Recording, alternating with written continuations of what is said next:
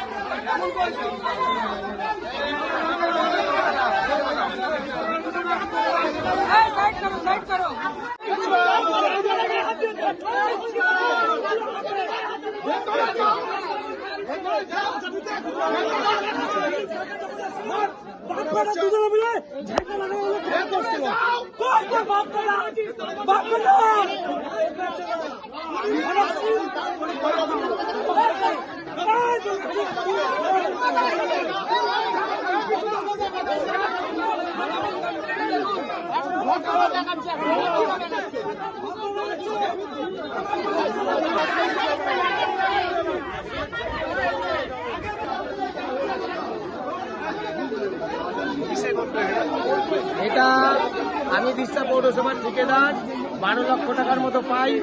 এই টাকা আমি দীর্ঘদিন আমাকে ঘোরাচ্ছে। এ বলেছিল 2 লাখ টাকা দিলে টাকাটা আমার বের করে দেবে। এ 2 লাখ টাকা নিয়েছে আমার থেকে, 50,000 করে ধাপে ধাপে 4 বার নিয়েছে।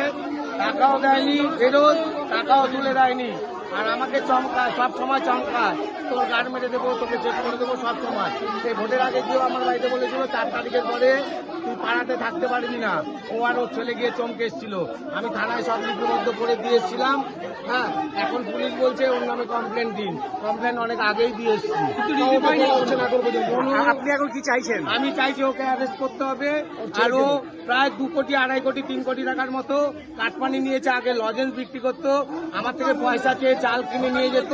হ্যাঁ, সেই ছেলে এত সম্পত্তি, 5খানা বাড়ি, জমি কিনেছে, গ্যারেজ করেছে, প্রায় 10-15 কোটি টাকার মালিক। যে ট্রেনে লজেন্স বিক্রি করতো, আপনার টাকা কি করে কামালো? হ্যাঁ, নাম? আমার নাম বিশু দত্ত, সবাই জানে এখানে। আপনি কোনো বিজেপি করেন কি? হ্যাঁ, আপনি বিজেপি কর্মী? হ্যাঁ।